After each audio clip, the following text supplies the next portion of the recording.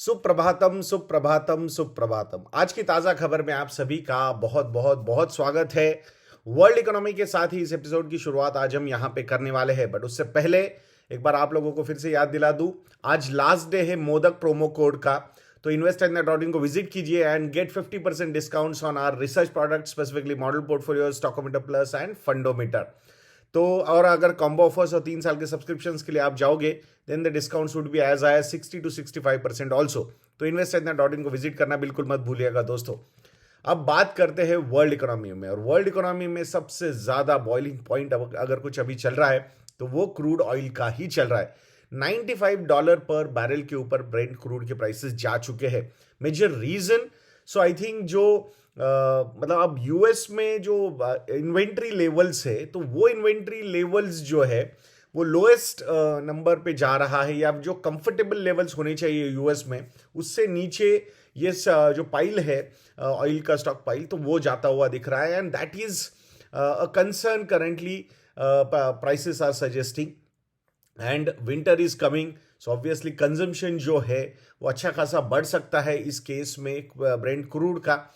और वहाँ पे I think that is another reason. I think मुझे ऐसा लगता है कि तब तक ये जो टिपिकल हाई प्राइसेस वाला जो पॉइंट है, जो सबसे ज़्यादा बेनिफिशियल हो सकता है ओपेक कंट्रीज़ को, या फिर ओपेक प्लस में जहाँ पे रशिया भी आता है उनके लिए, और उन्होंने जो सप्लाई कट्स लिए हैं या फिर प्रोडक्शन कट्स लिए हैं, so I think that is going to benefit them till that particular point of time. और उसके बाद शायद सप्लाई बढ़ा सकते हैं, but till that time, looking at the current scenario, we are going to see higher level of Brent crude oil prices. दो जो projections आ रहे हैं कि $100 पर बैरल के ऊपर ब्रेंट क्रूड के प्राइसेस नहीं जाएंगे, ये भी प्रेडिक्शंस आ रहे हैं, बट अब वी हैव ऑलवेज सीन कि ये प्रेडिक्शंस गलत हो सकते हैं। So I think the rising Brent crude oil prices is not a good sign for Indian economy, because हमारे import bill जो है, specifically oil import bills, they are on a higher side. So let's just hope that कि थोड़ा सा ये अगर prices control में ही रहेंगे तो हमारे लिए ये अच्छा हो सकता है। अब यूएस के 10 ईयर जिसे यील्ड की अगर हम बात करते हैं यहाँ पे, so that yield is more than 4.6%। So highest level पे 16 ईयर हाई लेवल पे ऑलरेडी वो चल रहे थे जब वो 4.44% तक ये यील्ड ऊपर जा चुकी थी। अब ये 4.61% तक ऊपर जा चुकी है। एंड जैसे कि आप लोगों ने देखा होगा, कुछ दिनों पहले मैंने एक ट्वीट किया था रिगार्डिंग जो जेपी मॉर्गन चेज के हेड है, सीईओ है, तो उन्होंने बोला था कि जैसे उन्होंने पहले एक प्रेडिक्शन किया था 5% के भी इंटरेस्ट रेट्स के लिए हमने रेडी रहना चाहिए। नाउ ही सेड दैट कि अब हमने 7% के इंटरेस्ट रेट्स के लिए भी रेडी रहना चाहिए यूएस में। दो खुद उन्होंने, मतलब वो हाईलाइट की गई न्यूज में बहुत ज्यादा आया वो नंबर 7%, बट प्रोबेबिलिटी उन्होंने खुद ही बोला है कि is on a lower side, quite lower side, but still the discussions have started happening in that particular thing और डायरेक्शन। तो ये समझ रहे हो आप कि ये जो इन्फ्लेशन, हाई इन्फ्लेशन का सिनारियो है, that can continue for some more time. That is the underlying risk currently the world economy is going through. So अब देखते हैं उसको कैसे कंट्रोल किया जा सकता है। एनर्जी प्राइसेस कंट्रोल में आना एंड जियोपॉलिटिकल टेंशंस कम होना, ये सबसे इंपॉर्टेंट फैक्टर्स है। बट जिस तरीके से चीज़ें चल रही है, मुझे लगता है ये इन शॉर्टर ड्यूरेशन पॉसिबल है क्या, that's another concern currently we are facing. So let's see क्या क्या यहाँ पे आगे होता है। अब इंडियन इकोनॉमी के बारे में बात करेंगे दोस्तों। तो इंडियन इकोनॉमी में S&P के ने जो इंडिया की ग्रोथ के फोरकास्ट दिए for this particular financial year, so वो 6% के दिए हैं।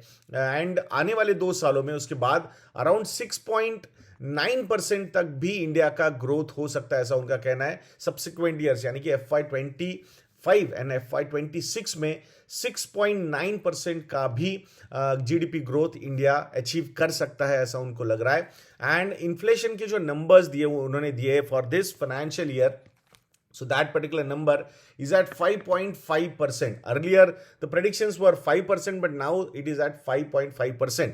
और जो जीडीपी के ग्रोथ के प्रोजेक्शंस दिए 6% के, यहां पे इंडिया पॉजिटिवली भी सरप्राइज कर सकता है, ऐसा भी उनको लगता है। सो देखते हैं, let's see, let's hope for the best कि यहां से कैसे होता है। बट इन्फ्लेशन के नंबर्स थोड़ा सा कंट्रोल में एंड जीडीपी के नंबर्स थोड़े से अच्छे, ये सिचुएशन जो है वो हमारे लिए काफी अच्छी हो सकती है। अब बात करते हैं इंडिया के गवर्नमेंट बॉन्ड्स, जो नए बॉन्ड्स इशू किए जा रहे हैं। जैसे कि हमने देखा कि गवर्नमेंट का बहुत बड़ा प्लान है पैसा रेज करने का, बॉन्ड्स इशू करने का, तो उसमें अब 50 ईयर के बॉन्ड्स भी पहली बार गवर्नमेंट ऑफ इंडिया इशू करने वाला है। 30 ईयर्स 40 ईयर्स के पहले इशू कर दिए गए थे, बट नाउ 50 ईयर्स के गवर्नमेंट सिक्योरिटीज मार्केट में आने वाले हैं। I think that is going to be an interesting thing to watch. So yield curve जैसा होता है कि शॉर्टर ड्यूरेशन में interest rate should be on a lower side, और जैसे जैसे ड्यूरेशन बढ़ता है वैसे वैसे इन अ वे रिस्क बढ़ती है, and that's why higher interest rate should be available. So उस केस में अभी जैसे 7.1 to 7.15% पे 10 ईयर जिसे यील्ड चल रही है, सो ऑब्वियसली 20, 30, 40, 50 ईयर्स के जो जिसे यील्ड्स होंगे those will be on a higher side.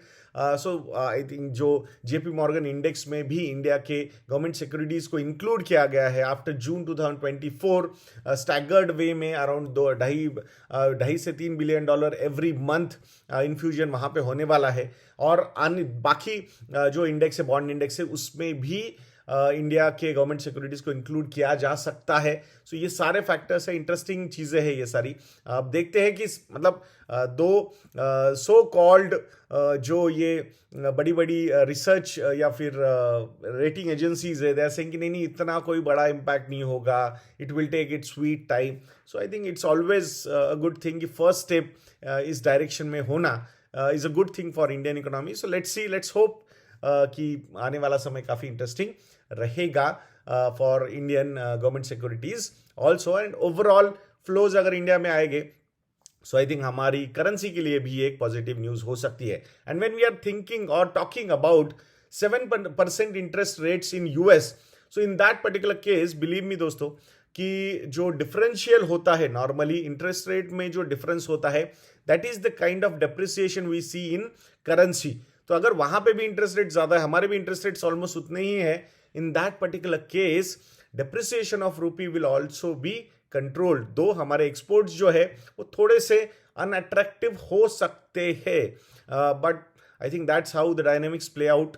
So normally ऐसा माना जाता है कि आपकी मतलब इंटरेस्ट रेट्स कम हो के आप उस तरीके से एक डेवलप्ड इकोनॉमी के साथ कंपीट करो। So I think that is a good thing. So rather than developed economy में इंटरेस्ट रेट्स ऊपर जा रहे हैं, so I think it means कि overall world economy is not going in a right direction. So let's see, let's hope कि सही तरीके से मतलब उनके भी इंटरेस्ट रेट्स कम रहे और हमारे भी ओवर द पीरियड जो इंटरेस्ट रेट्स कम होने वाले हैं because of lower inflation. I think that would be healthy competition we should enter into. अब स्टॉक स्पेसिफिक या फिर मार्केट रिलेटेड बातें करेंगे दोस्तों, तो जिसमें एचडीएफसी बैंक का जो इवैल्यूएशन है, अब it is not going to be compared only with the Indian banking sector, but global peers के साथ भी इसका कंपैरिजन अब शुरू हो चुका है। अगर after this merger of HDFC limited and HDFC bank has become 6th biggest bank in the world.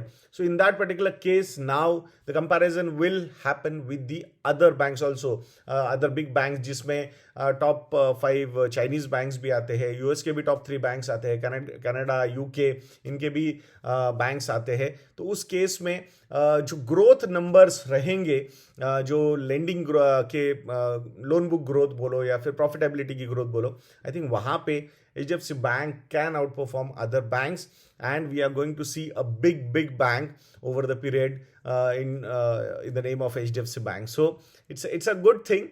So let's see, और भी आने वाले समय में banks यहाँ पे मार्केट कैपिटलाइजेशन के पॉइंट ऑफ व्यू से इस रेस को ज्वाइन कर सकते हैं। सो let's C, I think future is looking really good for Indian banking sector. अब L&T फाइनेंस के बारे में बात करेंगे दोस्तों। तो L&T finance is going to sell rupees 4,762 crore rupees of distressed assets. So I think L&T ने जब यहाँ पे एंट्री ली NBFC के पॉइंट ऑफ व्यू से L&T ग्रुप ने, सो वहाँ पे पहले तो बहुत सारे एक्सपेक्टेशंस थे, बट कहीं ना कहीं डायरेक्शन जो है वो गलत हो गया, या फिर सिलेक्शन ऑफ एसेट्स या लोन्स वो शायद गलत हो गया। होलसेल कॉर्पोरेट लेंडिंग में बहुत ज़्यादा भरोसा किया और उसमें इंफ्रास्ट्रक्चर और रियल एस्टेट में एलोकेशन ज़्यादा लिए गए। सो आई थिंक वहीं पे सबसे बड़ा पेन पॉइंट हुआ। Now L&T finance has decided to restructure their book and focus on retail lending. तो यहाँ पे जो जो नॉन परफॉर्मिंग एसेट्स थे उनको सेल आउट करना, asset reconstruction, asset restructuring companies को वो बेचना, तो ये सारी चीज़ें चल रही है। So a step in right direction, but I think let's hope that कि they will come out of this particular stress and will focus more and more on retail lending. अब जियो के बारे में बात करेंगे दोस्तों।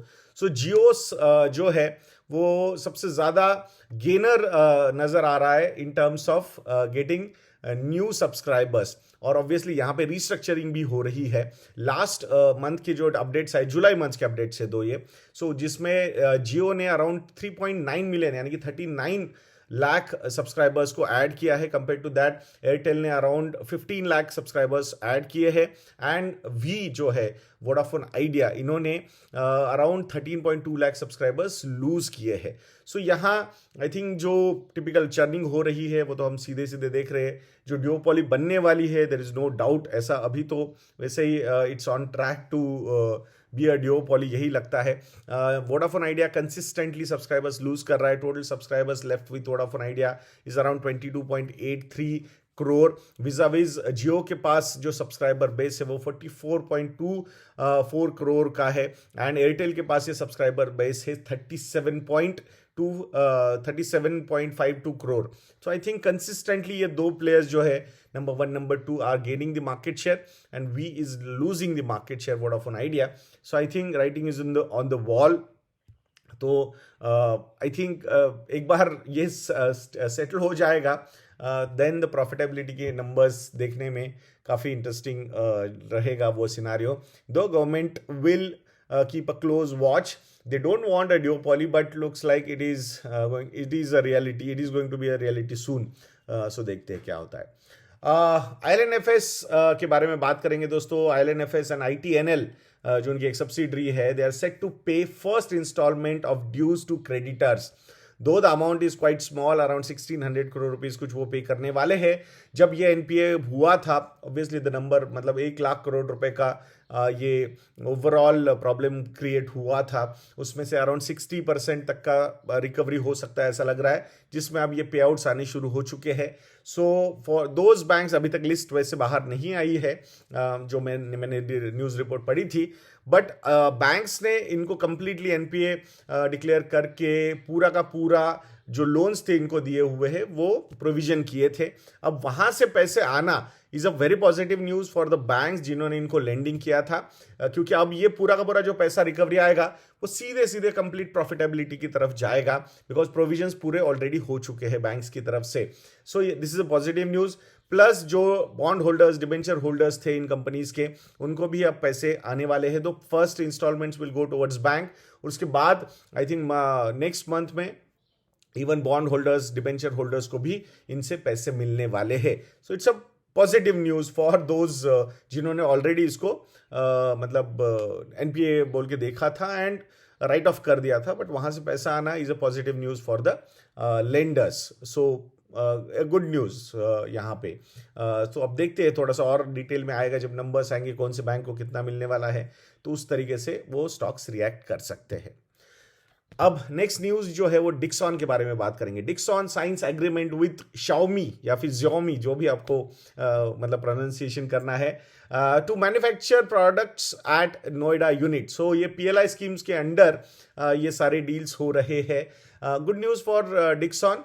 सो ये Xiaomi डेफिनेटली मतलब काफ़ी बड़ा प्लेयर बन रहा है, दो देर आर कंसर्न्स की चाइनीज कंपनी है and all those things, so which are valid concerns, no doubt about that.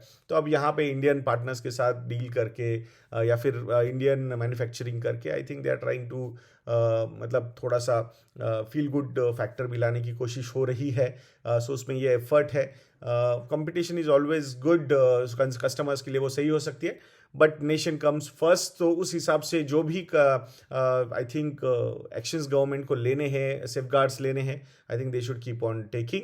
But Dixon के लिए it's a positive news. One of the biggest player in Indian telecom industry, Xiaomi, मतलब mobile industry. So obviously उनके साथ ये deal होना Dixon के share holders के लिए एक अच्छी बात है.